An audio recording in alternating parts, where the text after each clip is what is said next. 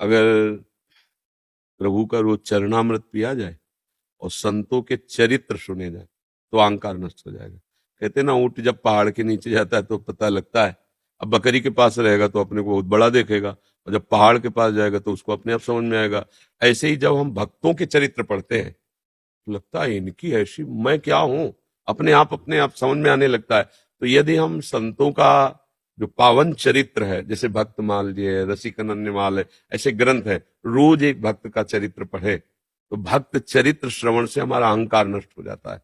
क्योंकि भक्तों की जो भजन शैली रही, हम लोग सोच भी नहीं सकते। हम तो उनकी जूठन खा के जी रहे हैं, उनके जैसा भजन कहाँ कर सकते हैं। अनवरत 24 घंटे आंसू बह रहे, राधा राधा, जैसे भोरी सखी जी, भोलानाथ, ऐसे ऐसे प्रेमी महाभागवत हुए यमुना किनारे रात दिन। अच्छा, दर्शन करने गए सेवा कुंज, वहां बंदरों को जो चना फेंक दिया गया, वो ठुड्डी उठाई, 2-4 मुट्ठी जो बिना चबा लिया, उसी से जी रहे रात दिन, राधा राधा। तब लगता है हम लोग क्या है, हम लोग तो केवल जी रहे हैं उनके सहारे। भजन तो उन महापुरुषों का हुआ है। रोटी की पूरी रोटी नहीं मिलती थी ब्रजवासियों की, क्योंकि पूरी देंगे तो 100 महात्मा आने, तो 100 रोटी कौन बनाए, तो एक रोटी के 8 टुकड़े कर लिए, एक टुकड़ा दे दिया। अब वो 4 घरों में गए तो 4 टुकड़ा मतलब एक रोटी, उसे खाया, 24 घंटा भजन करे। हम लोग कहाँ उनकी। तो जब हम संतों के चरित्र पढ़ते हैं, हमारे अहंकार का पारा खत्म होने लगता है कि हम क्या है इनके आगे।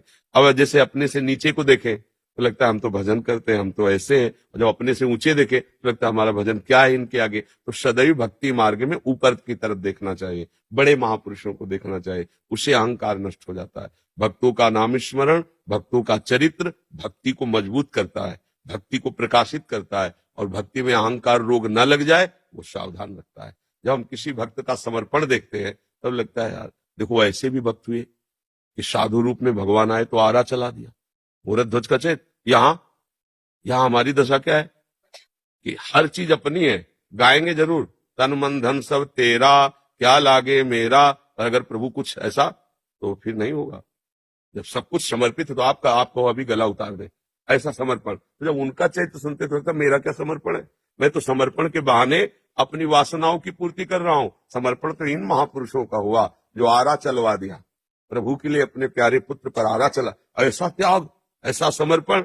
इसलिए भक्तों के चरित्र पढ़ने से हमारा अहंकार नष्ट हो जाता है।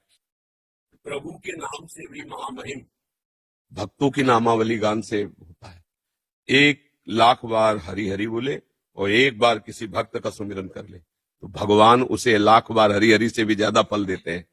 क्योंकि हरि को निज यस्ते अधिक भक्तन यस पर प्यार। भगवान को अपने चरित्र से, अपने नाम से भी बढ़कर प्रिय भक्तों का लगता है। जब कोई भक्तों का यश गाता है तो भगवान प्रसन्न हो जाते हैं। जो कोई भक्तों का आश्रय ले लेता है तो पहले भगवान भक्त का आश्रय लेने वाले का कल्याण करते, फिर अपने भक्त का करते। जैसे गजराज भक्त है और ग्राह ने चरण पकड़े गजराज के, तो सबसे पहले भगवत प्राप्ति किसको हुई? ग्राह को। गजराज को तो बाद में खींचा, पहले उसे बैकुंठ भेजा, सुदर्शन चक्र के द्वारा स्पर्श करा, पहले बैकुंठ में। भक्त का चरण पकड़ ले तो भक्त चरण धरि भाव तरत भव सिंधु अगाधा, फिर अहंकार नहीं रहता है। तो भक्तों की नामावली गाए, भक्तों का चरित्र पढ़े और प्रभु का चरणामृत और नाम जप करे तो अहंकार रह ही नहीं जाएगा। और अहंकार अज्ञान के कारण लगता है। अच्छा, क्या कर सकते हैं हम? क्या कर सकते हैं? अभी मालिक हमारी नेत्र ज्योति हर ले, अभी खत्म। वाक शक्ति खत्म, बोल नहीं सकते। श्रवण शक्ति खत्म, सुन नहीं सकते। चलने की शक्ति खत्म, पैर खत्म। अभी लकवा मार जाए, अभी हार, दिल फेल हो जाए, हम कुछ कर सकते हैं? तो आपसे भजन कराया जा रहा है, आप परिक्रमा दे रहे हो, आप तपस्या कर रहे हो, आप जितेंद्रिय, ये भगवान करा रहे हैं, तुम्हारी सामर्थ्य नहीं है।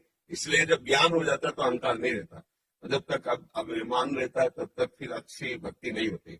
अभिमान में भक्ति मानो जैसे रोगी हो गई हो, वो कर तो रहा है, रंग नहीं आएगा। अभिमान नष्ट होकर जब दैन्यता से होता है तब भक्ति का रंग, और ये आता है भक्तों के संग से, प्रेमी